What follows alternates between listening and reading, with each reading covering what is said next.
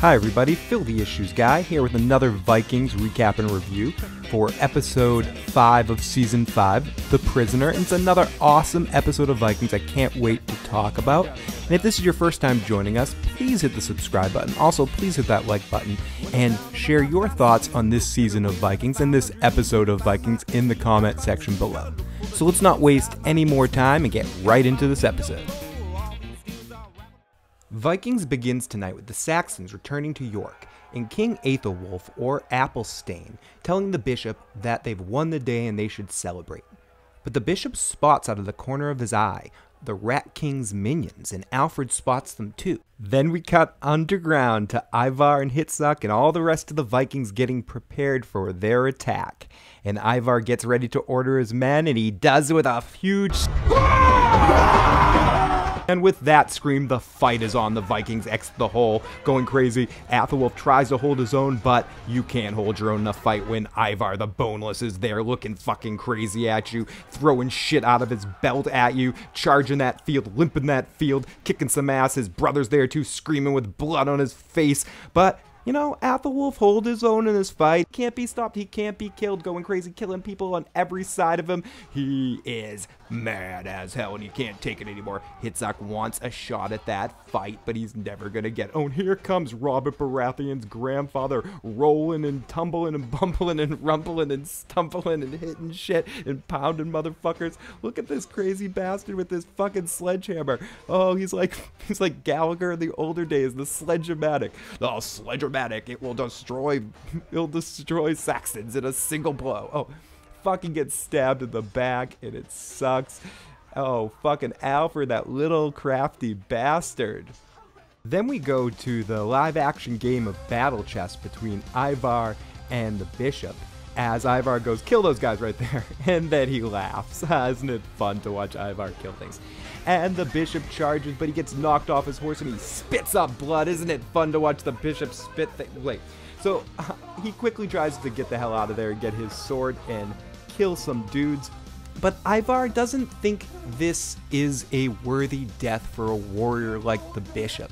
So he decides to give him a gift of a horse and his dignity to ride off, so we can just grab him and knock him off the horse a few seconds later, as we see in a few moments in the episode. So I don't really get the huge point of all of this, but anyways, he gives him the gift of the horse.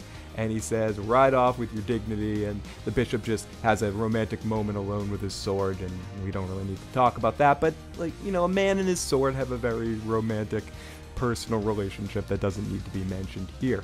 So the bishop looks around and is like, I fucking hate Vikings. Did I mention how much I fucking hate you pieces of shit? And at the first chance I get, I'm gonna kill you, so you should probably kill me now. But no, Ivar just lets him go because of reasons. So just like when a car comes if you're playing sports on the street, right after all this is done, Ivar lifts the knife to say, game on, and the fight continues.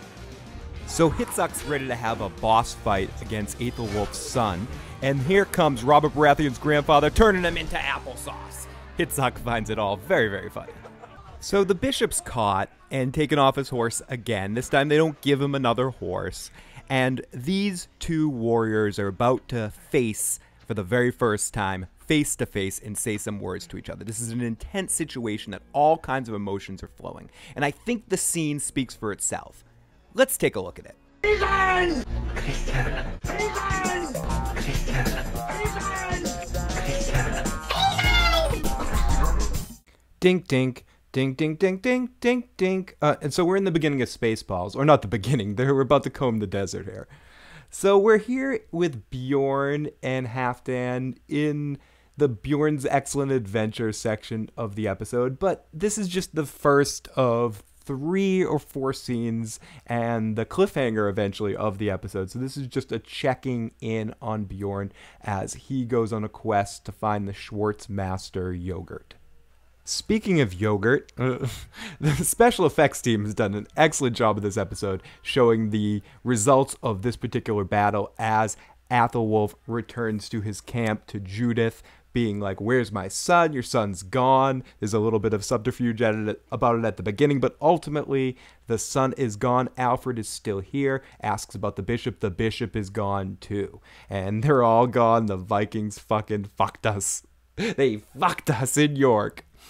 So we go over to the snake pit now, where the bishop is being held, being prepared for a meal from the one and only Ivar the Boneless, who's going to enter stage left here in a second and give him the eye fucking of a lifetime. Oh, here it comes, here comes those eyes, fucking do it.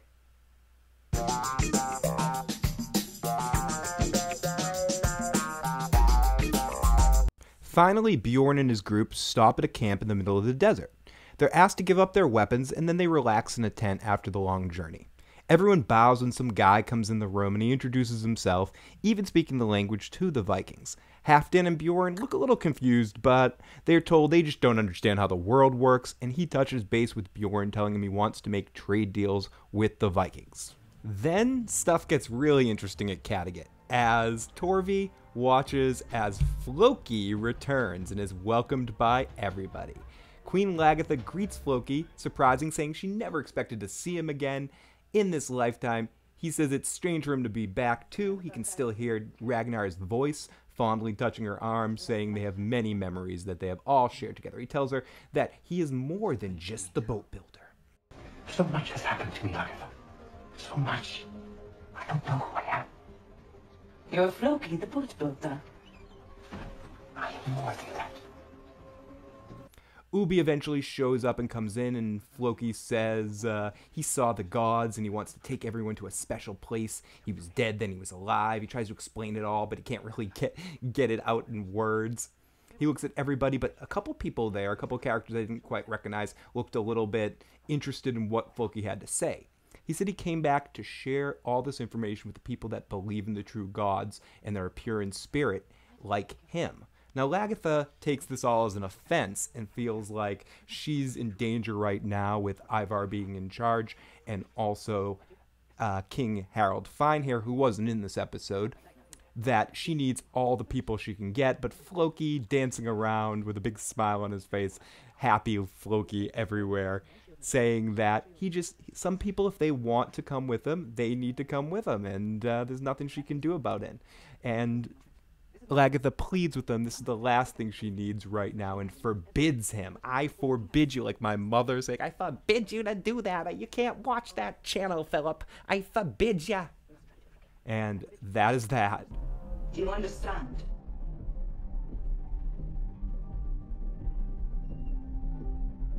I think I'm going to talk about the rest of the episode just grouped by storyline, so let's just finish Floki off now. Let's finish him off. So Floki can't help but inspire people. He just does it. He's out in the woods talking to his people. He tells them that they have a choice to make, that they have to do what they want to do. He eventually finds his group of people, puts blood on their forehead. He tells them to prepare their families for the voyage carefully, to keep it all in secrecy. He says they have to disappear from Kattegat. He doesn't want to be a part of any of these wars. He wants to start another life in this amazing land of the gods that he has found. And eventually he just disappears into the night with all of this stuff. Floki and Ubi talk Ivar and about their falling out, admitting that one day he knows they're going to have to war against each other. Now, Floki looks at Ubi and says he wouldn't lie to him about finding this land of the gods. Ubi says he's insane, but you can see in some part of Ubi he wants to go with him. Or he wishes he could be in a place to go with him, but he has this pact with Lagertha, and he really does want to defeat his brother, but I don't think he's going to get the best out of that situation. I think he should just go and start a life with Floki somewhere. But ultimately in this storyline, Floki has his group and he is going to lead them somewhere and lead them to this land. I hope he actually gets them all back there, but he is a master boat builder. That's not all he is.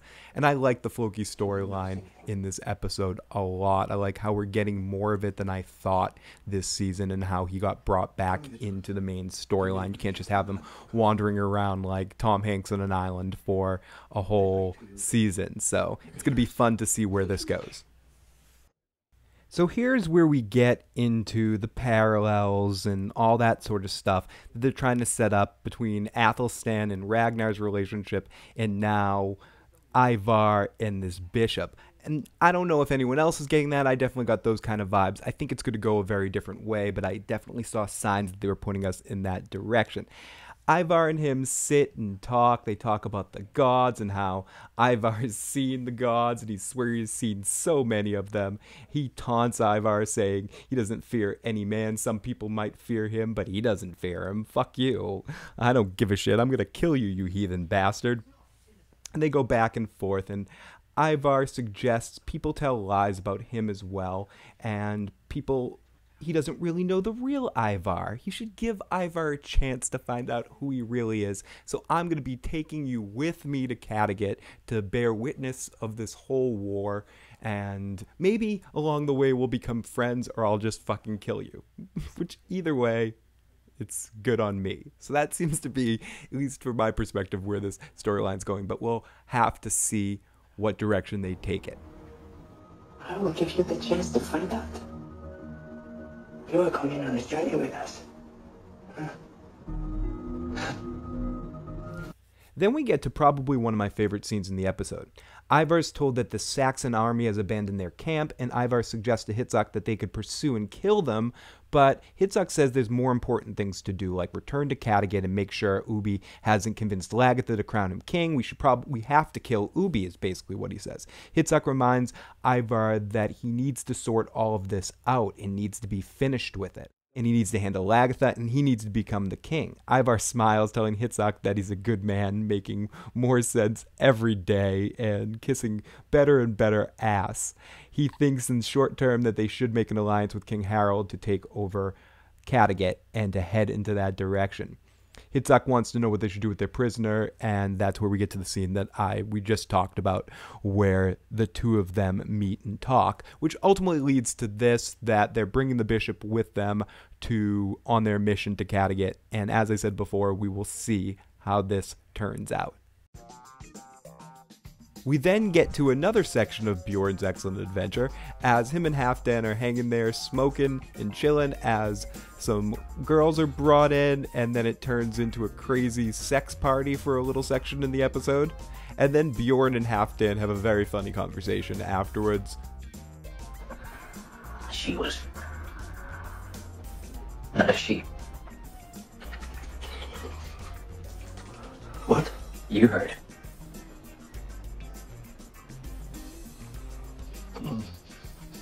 And, is that a problem for you?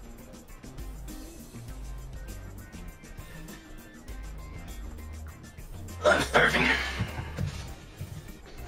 Bjorn and Halfdan wake up to the sounds of the guy that hired them to be a bodyguard yelling at his men because someone else was arrested or some stuff. I had a little bit of trouble following exactly what happened. It was all their fault and they escaped, and then all the guys are beheaded right in front of them, and there's a little joke about how they've been horrible bodyguards. And then everyone sits down for a feast as there's some extra spicy and exotic dishes in celebration of the trade agreement, and the whole thing is hinky right from the beginning, and they're specially made by them, by his special chef. What is it, the Swedish chef? I don't know, it's some weird, was this chef Hannibal Lecter or something? But it's just fucking scary.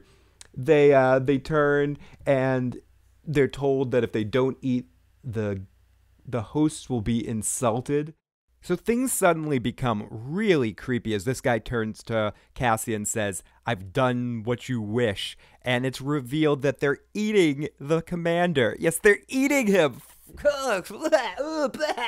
Oh my goodness. Sindrik says we need to get out of here, but the Vikings don't, or Bjorn doesn't act in time, and they stall till the next morning. Bjorn's trying to carve a weapon as he starts to see what's about to happen, but it's too late as they're surrounded, and there's no escaping now, as it looks like this is the end of Bjorn's excellent adventure. How are Bill and Ted and Rufus going to escape this one?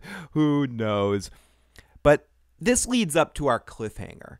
That Cassia gives the order to kill them, and right as they're about to kill them, everyone gets scared as we see the sandstorm approaching rather quickly, and the camera ends up cutting right there as they're about to be killed. So all in all, this episode of Vikings was very good, one of my favorite of the season, a lot of action and extremely well paced, and a lot of really good individual performances, especially by Ubi, Ivar, and Hitsock really showed me something and showed me more of a personality in this episode. I'm not incredibly excited about this kind of use of a cliffhanger, but whatever. I'm just excited to see the next episode, what they're going to do with it, and how quickly in the episode they're going to address the situation. But I think where the season is leading, I can't wait to see King Finehair interacting with Ivar and seeing them going against the Kattegat situation leading up to, from what I've heard, the mid-season finale time period is when the war for Kattegat is going to all come together. It's a very exciting time, and the remainder of the season is going to be a lot of fun to watch. Well, if you haven't already, please hit that like button, please hit that subscribe button, please share the channel with a friend, and also make sure to share your comments about this season of Vikings. Which side are you on? Do you want Ivar and King Finehair to take a hostile takeover of Kattegat, or do you want Lagatha and Ubi to remain in leadership over there? Where do you think this Floki story is going, and also, what do you think the fate of Halfdan and Bjorn are going to be?